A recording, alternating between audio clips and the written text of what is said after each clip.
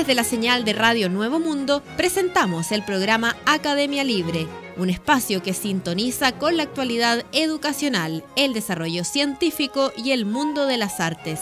Aquí la Universidad Pública pone sus micrófonos al aire. Con ustedes, David Evia.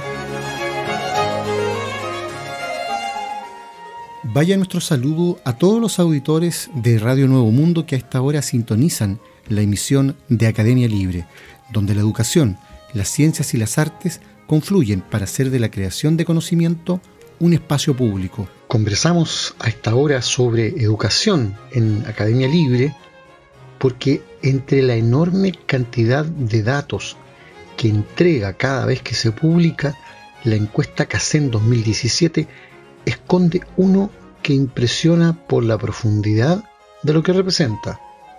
Por primera vez en toda la historia de la medición y con seguridad en la vida de Chile, más de la mitad de un grupo etario clave, las personas entre 18 a 29 años, decía tener algún nivel de educación superior, ya sea completa, 17,9%, o incompleta, el 33,2%. El 51,1% de ambos datos en agregado es un salto enorme en su comparación histórica. Solo como referencia, la cifra era 19,7% en 1990, 28,1% en 2000 y 41% en 2011. Pero a la vez es un quiebre generacional respecto de los grupos de mayor edad. En la misma encuesta CACEN 2017, solo el 14,3% de los mayores de 60 años decía estar en alguna de las dos situaciones, cifra que aumentaba levemente hasta 22,3% en las personas entre 45 y 59 años, pero que después se disparaba hasta 39,9% en quienes tienen entre 30 y 44 años.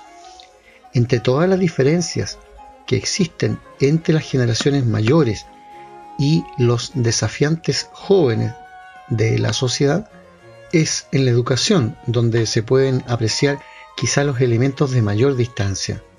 Considerando que más de la mitad de los chilenos tiene hasta 35 años, ahí es donde coexisten dos mundos en que se nota la evolución de la cobertura en nuestro país. Los cortes son drásticos.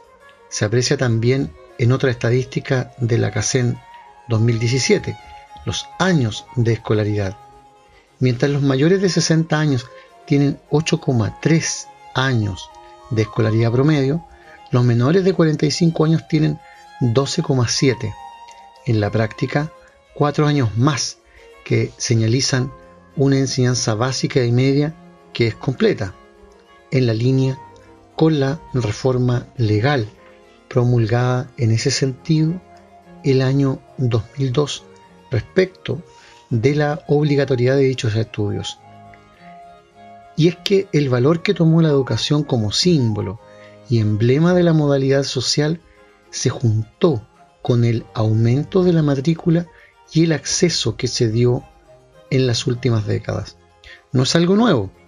En 2012, el académico Sergio Ursúa marcaba que, de acuerdo con los datos de la encuesta de CIMSE en 2010, el 85% de los padres con hijos en cuarto básico esperaba que sus hijos llegaran a cursar estudios superiores, casi 40 puntos más que una década antes, 48% en 1999. Pero repasemos un momento qué ocurría hace una década.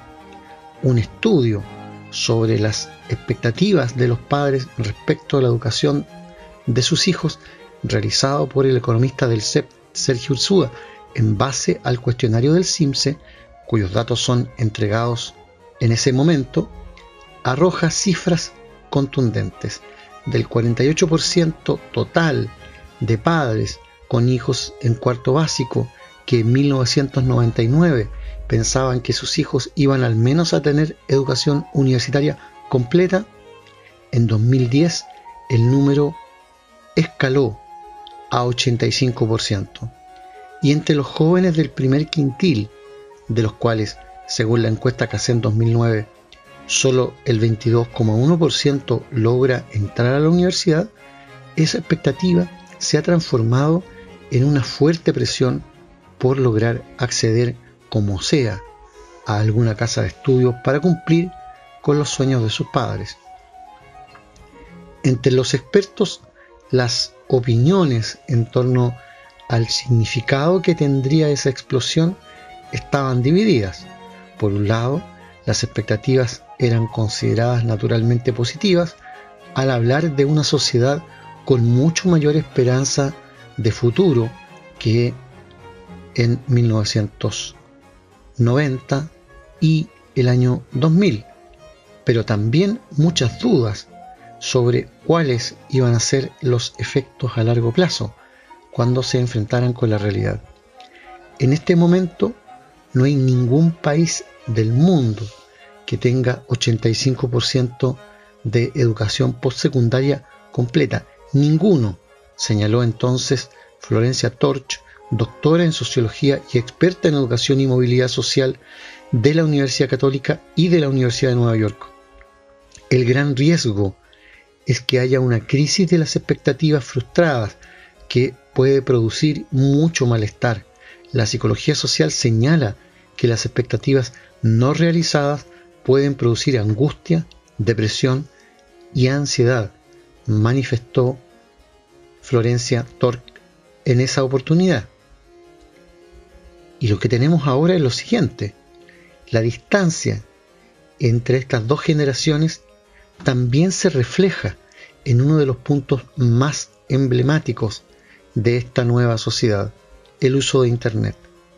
Siempre según la encuesta CACEN 2017, los grupos entre 15 y 34 años tenían cifras superiores al 90% de acceso, pero de ahí en adelante las cifras empezaban a decrecer rápidamente, bajando del 50% en las personas de 60 a 64 años, superando levemente el 35% entre los que se ubican en los 65 y 69 años y bajando del 30% entre los mayores de 70 años. De hecho, la brecha entre los adultos mayores y los jóvenes es mayor que la que existe entre el primer y el 10º decil de ingreso socioeconómico. Es decir, la edad es un factor aún más relevante a la hora de entender el uso de las tecnologías digitales. Eso sí, es posible que esta estadística haya sufrido una variación fuerte desde su última medición. Los datos oficiales son del periodo previo a la pandemia, donde la penetración del mundo digital se ha disparado por necesidad y en que muchos servicios están disponibles de manera preferente o exclusiva vía online, lo que ha obligado a grupos como los adultos mayores a incorporar a la red como parte de su rutina. Estas cifras, que en general apelan a la cobertura universitaria entre las generaciones más jóvenes en el país a propósito de la encuesta CACEN 2017 y que muestran por primera vez en la historia de Chile una tasa de matrícula superior al 50%, en realidad hay que mirarlas con frialdad, con distancia y aprender a cuestionarlas. Porque el sistema educacional más elogiado en el mundo desarrollado no es precisamente el chileno. Si se habla, por ejemplo, del tan citado caso de Finlandia, ese país a la fecha registra una tasa de matrícula terciaria en educación equivalente al 40% de los egresados de secundaria. Eso quiere decir, por ejemplo, que el año 2010 Chile ya había superado en cobertura terciaria de educación a Finlandia. Y hoy día quiere decir que Chile tiene sobre un 20% más de universo de inscritos en la educación superior como porcentaje del total de egresados de la secundaria que ese mismo país. ¿Será que los estudiantes chilenos obtienen resultados académicos estandarizados mucho más sobresalientes que los de Finlandia y que merecen o explican de esa manera el disparo en la brecha a favor de Chile? ¿Son comparables las universidades chilenas con las universidades europeas en general? No, no lo son, y es importante señalar eso responsablemente. La calidad de una universidad se establece fundamentalmente a partir de su investigación, a partir, como hemos señalado en otras ocasiones, de su capacidad para crear conocimiento, no para repetir conocimiento ya creado. ¿Y qué nos dice el último informe mundial sobre calidad de la universidad en el mundo? Indicadores objetivos asociados a la calidad de estudiantes, profesores y egresados, así como el desempeño académico y producción científica, es lo que evalúa el Academic Ranking of World Universities, también conocido como Ranking de Shanghái, la clasificación de instituciones de educación superior de mayor prestigio y trayectoria en el mundo, lo que significa que tiene más estadística avalada como registro por mayor cantidad de años para una comparabilidad. Y la edición 2021 de esta medición posicionó a la Universidad de Chile por 19º año consecutivo como la única universidad chilena ubicada en el ranking de las 500 mejores del mundo, no de las 10, no de las 100, no de las 200, de las 500 mejores del mundo, pero saliendo de la lista, es decir, en el segmento que va entre la Universidad 401 y la 500, hacia el final de esa tabla, en la que a nivel nacional fue seguida por la Pontificia Universidad Católica, que ya no está entre las 500 mejores del mundo siquiera, sino en el rango que va entre las 501 y 600, imaginando ya la tabla no con 500 universidades, sino que con 1000 en el planeta. En el tercer lugar de Chile, en ese ranking, figura la Universidad Nacional Andrés Bello, y en el cuarto lugar la Universidad de Concepción, ambas ubicadas en el segmento de las 800 a 900, de 1 a 1000, otra vez saliendo de las tablas. Hay que poner esto en perspectiva inmediatamente. Cuando decimos que la Universidad de Chile apenas alcanza a entrar entre las 500 del mundo, hay que recordar que hace medio siglo la Universidad de Chile y la Universidad Católica estaban ubicadas entre el lugar 200 y ante del 300 del mismo ranking. Por lo tanto, han empeorado su posición relativa respecto del resto de las universidades del mundo, lo cual va bastante en línea con lo que ha pasado al interior del proceso educativo en la institucionalidad chilena.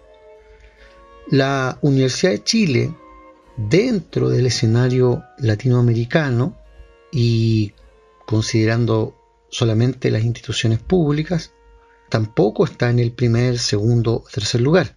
El primer lugar en la región lo ocupó, como es habitual, la Universidad de Sao Paulo, en Brasil, que se ubica en el rango de las 101 a 150 mejores del mundo, seguida por la Universidad Nacional Autónoma de México, la UNAM, y la Universidad de Buenos Aires, ambas en el segmento de las 201 a 300, es decir, donde alguna vez se ubicó Chile.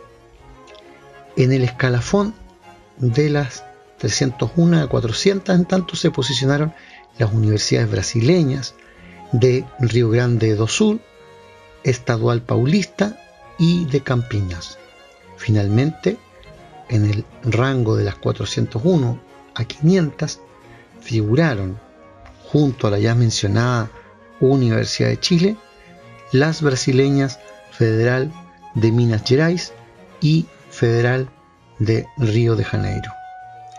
El rector Ennio Vivaldi asumió el vaso medio lleno, es decir, destacó el resultado obtenido por la universidad y relevó el rol de toda la comunidad universitaria para la obtención de esta posición. Este resultado, dijo, es un indicador objetivo sobre el nivel de excelencia e impacto internacional que caracteriza a nuestro plantel, una labor que además está históricamente asociada a un profundo compromiso con los grandes desafíos del país. Este resultado reafirma nuestro compromiso con la comunidad nacional, más aún en este contexto de pandemia.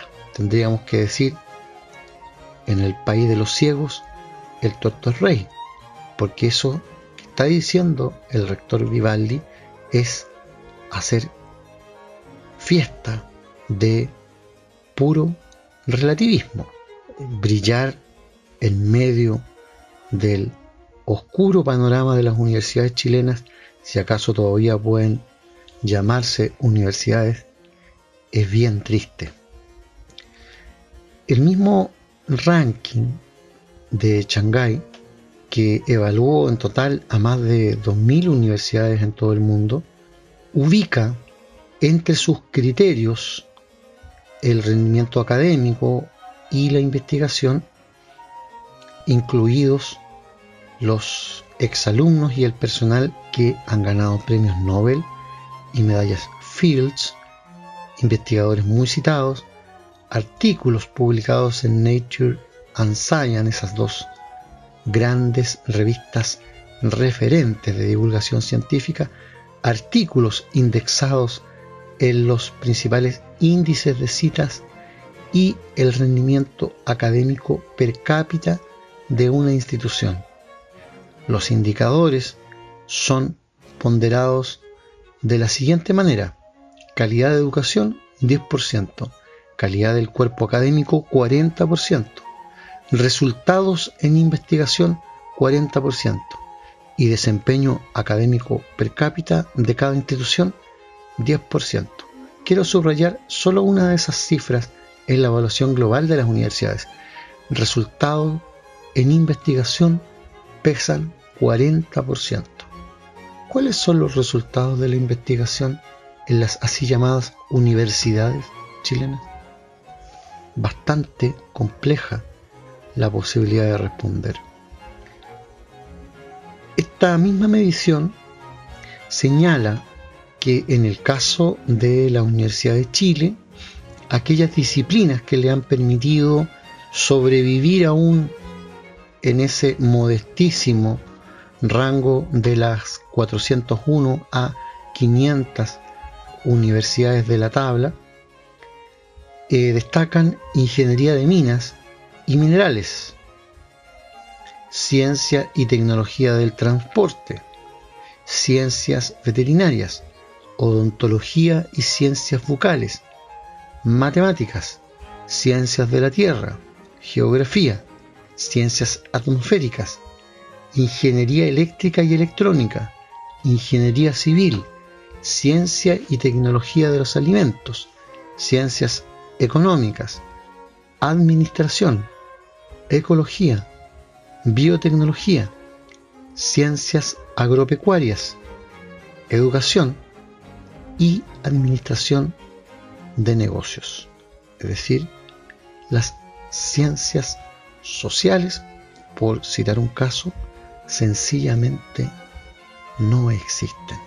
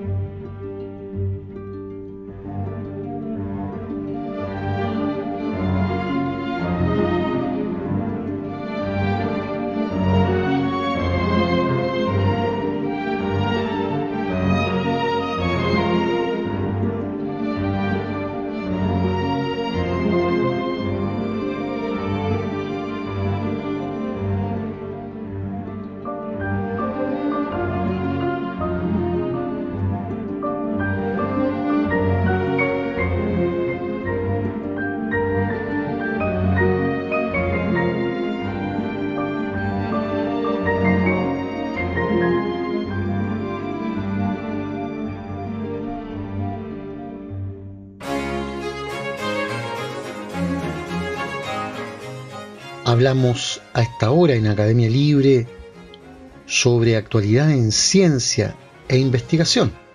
Lo hacemos con Cristian Castro, quien nos proporciona cada semana las novedades en este plano. ¿Qué está pasando, Cristian, en materia de ciencia e investigación? Tenemos para esta ocasión, David, un artículo muy interesante que pone sobre la mesa el modo en que se difunde el conocimiento científico y que dice relación específicamente con el uso del idioma inglés. Este es un artículo que presenta el diario El País y que se llama La dictadura del inglés en la ciencia. El 95% de los artículos se publica en esa lengua y solo el 1% en español o portugués. Así lo reveló Ángel Vadillo, investigador principal del Real Instituto Elcano, durante la presentación de las primeras conclusiones de un informe sobre diversidad lingüística en la ciencia en España, Portugal y América Latina, realizada por la Organización de los Estados Iberoamericanos en colaboración con el Instituto Elcano. Los hallazgos de la investigación, que será lanzada oficialmente en el mes de noviembre en Brasil, muestran que el año pasado el 84% de los investigadores iberoamericanos publicó en inglés en detrimento de sus lenguas maternas, española y portuguesa. Solo el 13% de los científicos en España presentó sus trabajos en español, el 12% en México el 16% en Chile y con porcentajes en torno al 20% en Argentina, Colombia y Perú. La situación del portugués es un poco más compleja. El 3% de los investigadores portugueses y el 12% de los brasileños eligieron su lengua para publicar sus trabajos. Los demás lo hicieron en inglés. El alemán, el francés y el ruso, que en el pasado se usaron mucho para la publicación de distintas disciplinas científicas, están padeciendo una situación similar. Menos del 1% del total de los artículos, reseñas o conferencias académicas que aparecieron en revistas científicas durante el 2020 fue escrito en esos idiomas. Así, la hegemonía del inglés en la producción y difusión de la ciencia en la actualidad es absoluta. ¿Por qué? ¿Qué riesgos tiene esta anglofonización del conocimiento? ¿Es posible revertirla? Vadillo explica que el problema no es que la ciencia se publique en inglés, sino más bien el hecho de que no se publique en otros idiomas. Para el investigador del Departamento de Sociología y Comunicación de la Universidad de Salamanca, el objetivo del informe es ayudar a que el idioma no sea una barrera para el acceso al conocimiento por parte de todos los miembros de la sociedad, sin que eso tenga un costo para la internacionalización de la ciencia. Hay que promover la diversidad, sin perjudicar la creación de redes, la inversión privada o la calidad de los hallazgos científicos, explica el investigador. Vadillo insiste en que esta situación no solo tiene que ver con la ciencia, sino también con la geopolítica. Los países iberoamericanos, señala, hemos caído en una trampa de las industrias privadas anglosajonas. Los estados nos pagan a los científicos por investigar.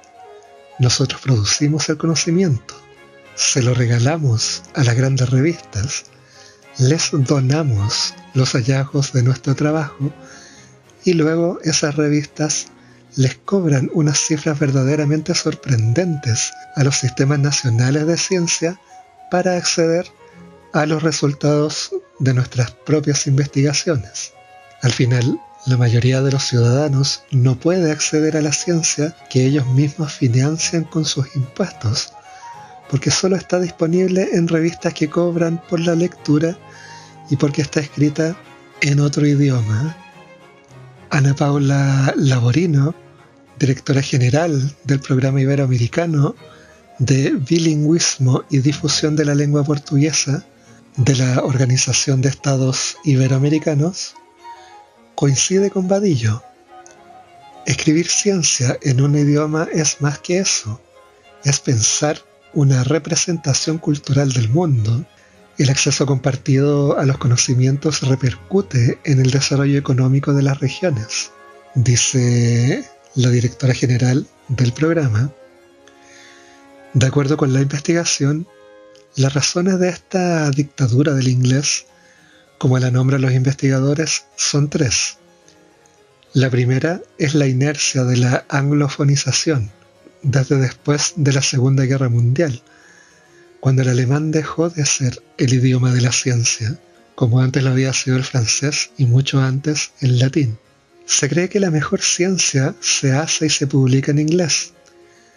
Esto genera una percepción errada de que la ciencia que no se escribe en esa lengua no tiene la misma calidad. Señala Vadillo, es una especie de segregación.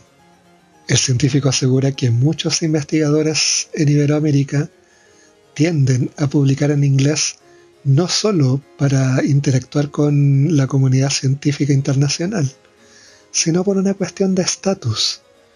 Los científicos creen que si no escriben en inglés, no tienen acceso a determinadas revistas, y son esas revistas las que le dan legitimidad, que les permite entrar en el sistema de incentivos y ascender en su trabajo. La segunda razón es el propio sistema de incentivos. La evaluación de la calidad de una publicación se mide por el número de citas que tiene la revista en la que se publica, no por la relevancia o la novedad del contenido, explica Vadillo, y las revistas con más citas están en inglés. Elea Jiménez, científica titular del Consejo Superior de Investigaciones Científicas de España, afirma que en varios países de Europa ya se habla de implementar sistemas nacionales de evaluación que recojan la producción real de esos países con indicadores no impuestos por compañías anglosajonas, pero reconoce que en Iberoamérica aún es una tarea pendiente.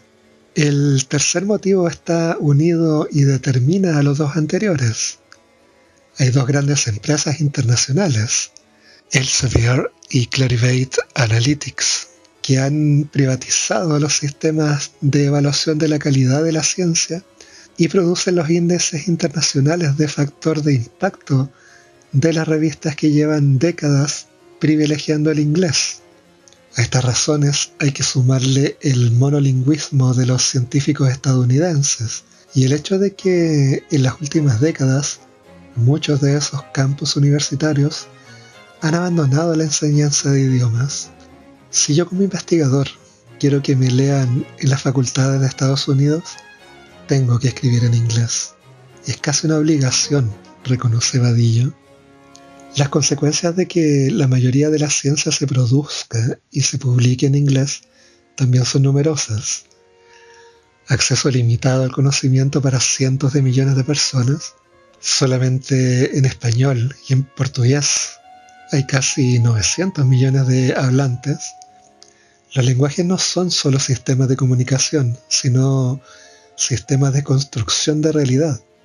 Como dijo el filósofo austriaco Ludwig Wittgenstein, los límites de mi idioma significan los límites de mi mundo. Y lo más grave, el debilitamiento de la lengua. Es posible que si permitimos que la hegemonía del inglés en la ciencia perdure, en unos años nos encontremos con que el español o el portugués ya no sirvan para expresar conocimiento científico. Si en 50 años no hemos cambiado esta situación y el inglés se termina de consolidar como la única lengua de la ciencia, todas las clases en las universidades iberoamericanas podrían dejar de dictarse en español y en portugués. El miedo de Vadillo y de los demás investigadores es que si los documentos y las lecturas están en inglés y si al salir de la universidad los estudiantes van a seguir aprendiendo en inglés, no habrá razones suficientes para seguir enseñando en lenguas propias. Es un riesgo evidente, ya no solo en la ciencia, sino en los sistemas de educación superior. Para tratar de detener este fenómeno, la Organización de Estados Iberoamericanos y el Real Instituto Elcano proponen el tránsito hacia la ciencia abierta, el movimiento para que la investigación y la difusión científica, incluidas las publicaciones y las bases de datos, sean accesibles y gratuitas para todos los ciudadanos. La ciencia debe salir de la torre de marfil en la que ha estado burocratizada en los últimos años y dialogar más con la sociedad, insiste Vadillo. Para hacer ese cambio de paradigma en la ciencia, el investigador señala una alternativa concreta: la inteligencia artificial y la traducción automática tienen que ayudarnos a garantizar el acceso a la ciencia.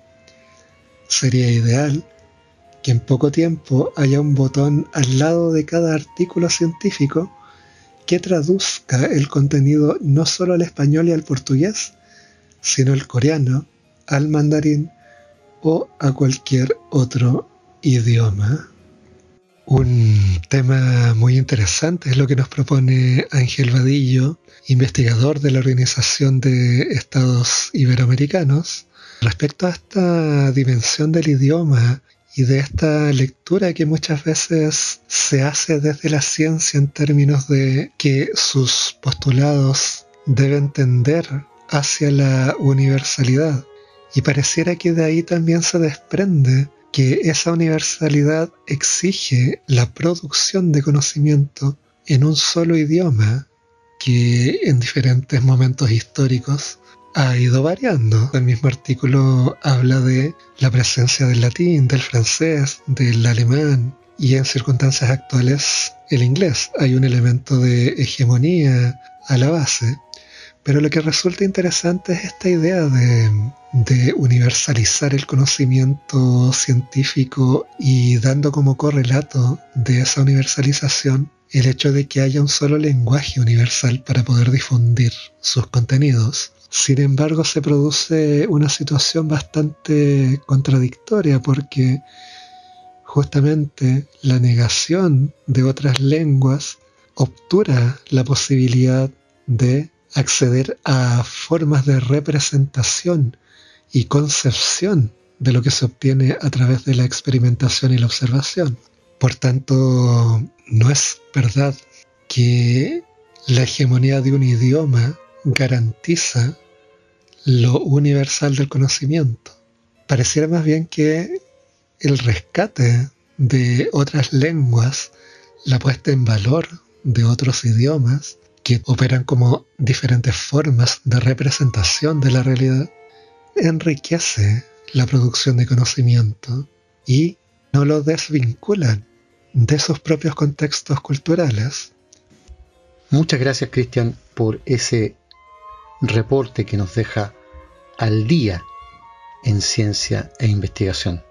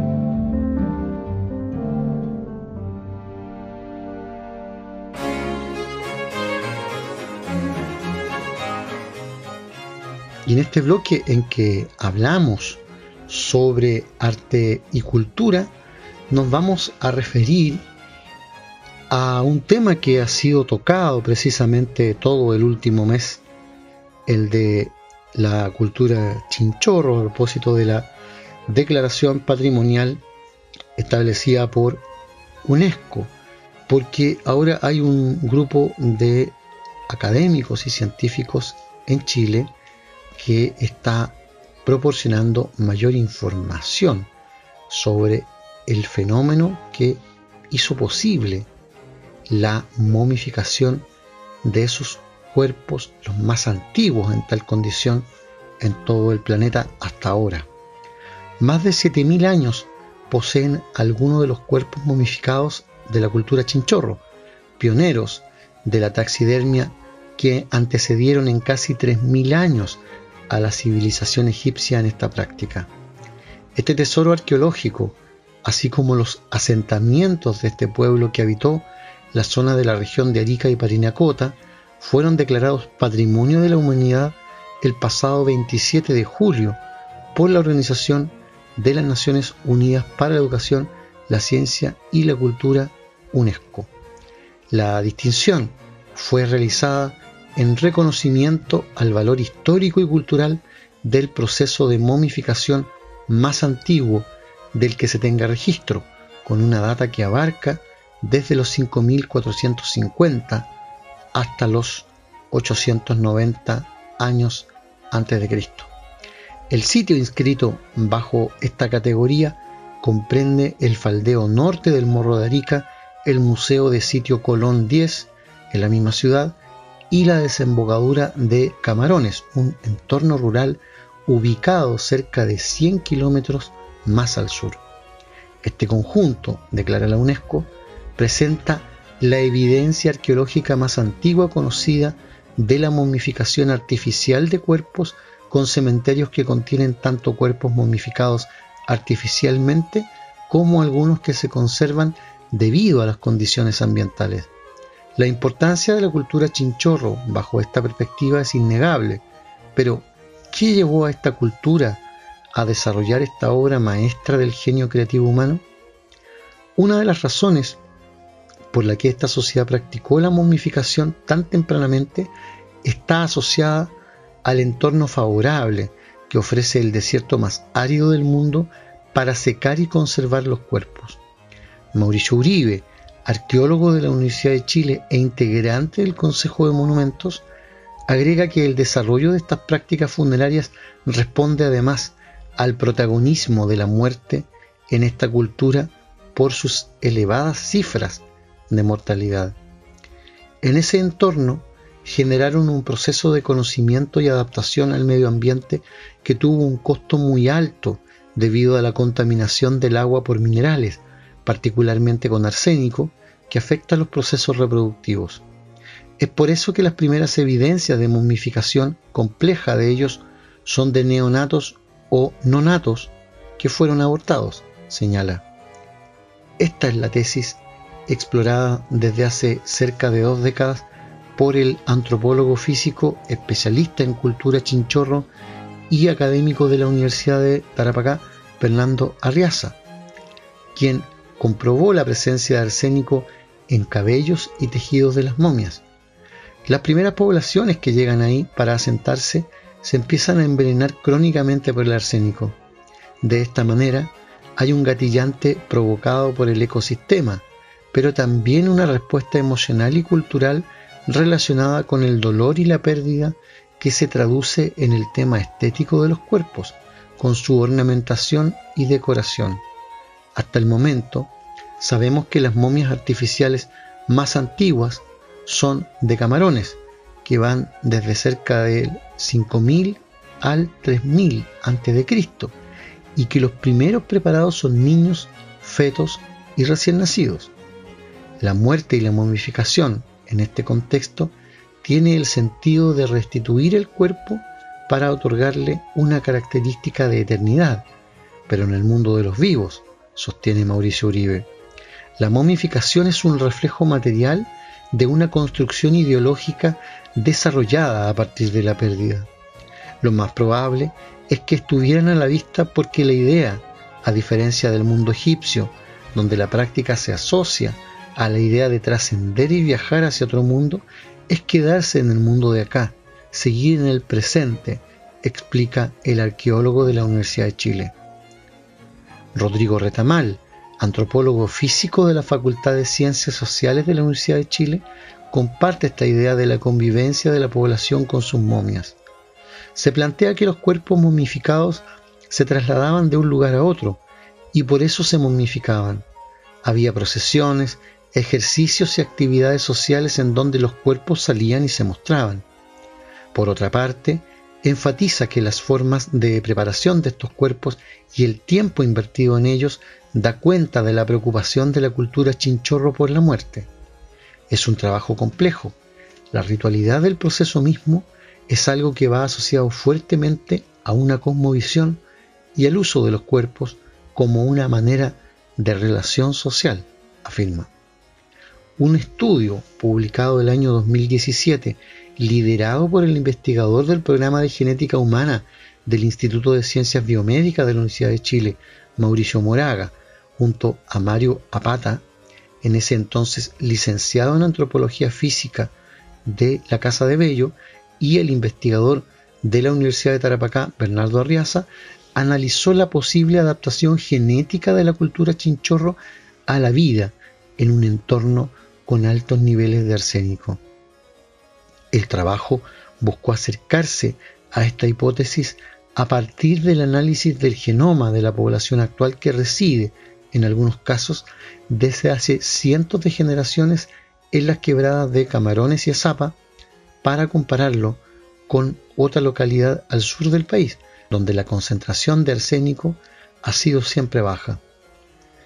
La investigación determinó que el 68% de la población en Camarones y el 48% en la de Azapa posee en su genoma una variante de la enzima AS3MT que les permite eliminar el arsénico más fácilmente a través de la orina, una característica genética que se piensa se habría incrementado mediante selección natural durante el desarrollo de la cultura chinchorro.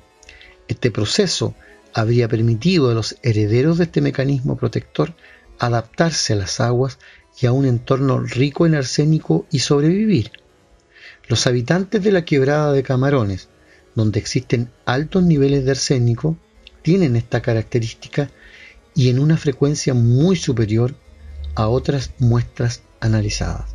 Todo calza con la imagen de que estas poblaciones, cuando llegan a la zona, miles de años atrás, empiezan a sufrir el efecto dramático del arsénico y la selección natural va incrementando la frecuencia de la variante protectora, declara Mauricio Moraga.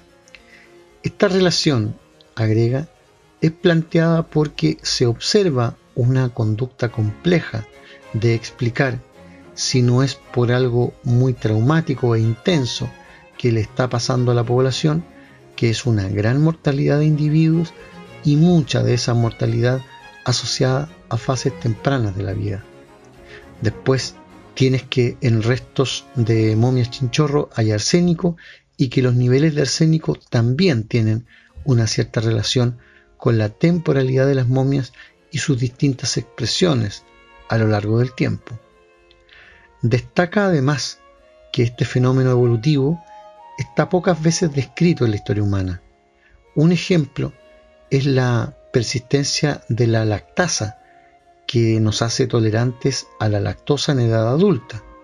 Destaca además que este proceso de adaptación genética se da de manera particularmente drástica en este caso, en el orden de algunos miles de años. Estos hallazgos, por otra parte, podrían explicar, al menos en parte, no solo el origen, sino también el desarrollo y desaparición de la momificación artificial hacia el primer milenio antes de Cristo, determinada por un posible descenso en los niveles de mortalidad y una pérdida en los rituales mortuorios generación tras generación. Bernardo Arriaza complementa que lo que entra en la ecuación también es que son miles de años. Nada permanece igual. Entonces, después de miles de años, es lógico que se presenten cambios graduales y progresivamente empiecen a desaparecer algunas prácticas. Los investigadores subrayan la importancia de la declaración como Patrimonio de la Humanidad y aseguran que aún estamos lejos de saber todo sobre la cultura chinchorro. El antropólogo Rodrigo Retamal precisa que no deben estar todas las momias desenterradas y seguramente aún hay sitios que falta por descubrir. Sin embargo, indica que otro de los aspectos importantes es la vinculación de las comunidades locales con su pasado, el valor patrimonial que se da a esta cultura, particularmente de las comunidades de la región en la actualidad, y sentirla propia creo que es tan importante como la Declaración de Patrimonio Universal. Lo fundamental es que las personas se conmuevan con su pasado, algo que resulta vital hoy con la valorización de lo indígena, comenta. Bernardo Arriaza apunta que el expediente Chinchorro, liderado por la Universidad de Tarapacá, presentó 3 componentes ante la UNESCO, 2 en un área urbana, Colón 10 y Faldeos del Morro, y 1 en un área rural, desembocadura de Camarones. Los conservan registros para futuros estudios. En esta línea sostiene que gran parte de los desafíos asociados a la Declaración de Patrimonio de la Humanidad tienen que ver con los planes de manejo, mantención de los sitios, regulación, plan de riesgo y cómo articular todo esto con la comunidad. ¿Quién va a estar a cargo de los sitios en Camarones, por ejemplo? Para eso se creó una corporación que se llama la Corporación Chinchorro Marca. Esta nueva categoría otorgada por UNESCO a la cultura chinchorro, comenta por su parte Mauricio Uribe, es un tremendo reconocimiento, pero a partir de un trabajo científico que se ha hecho muy a la chilena por la falta de recursos para la ciencia y para el patrimonio peor todavía. Entonces, esta declaración también representa un gran desafío para que nos hagamos cargo como país. Aún hay mucho que todavía no sabemos y espero que esto signifique también más fondos para investigación, porque son materiales muy frágiles que necesitan un tratamiento de conservación. Este trabajo implica, dice, proteger los sitios arqueológicos y las cosas que a futuro aparezcan. Son antecedentes que se van incorporando al estudio de la cultura chinchorro y a la cual hace una quincena el boletín de Academia Libre se refería a propósito de la declaración patrimonial de UNESCO, denunciando que sistemáticamente en las últimas décadas las autoridades han reducido el presupuesto destinado a cultura y a ciencia, pero además han hecho que los trabajadores de la cultura y del patrimonio paguen los costos de ese tétrico ahorro institucional con precarias condiciones laborales que en muchos casos ni siquiera incluyen contrato.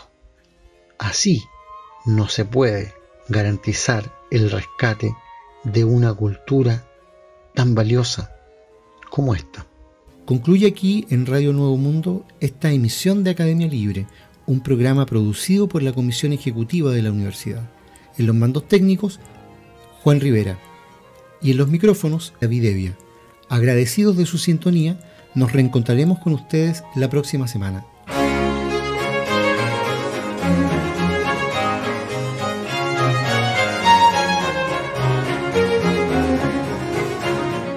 Concluye aquí este capítulo de Academia Libre, un programa que aporta miradas críticas a la construcción de la sociedad. Hasta una próxima oportunidad.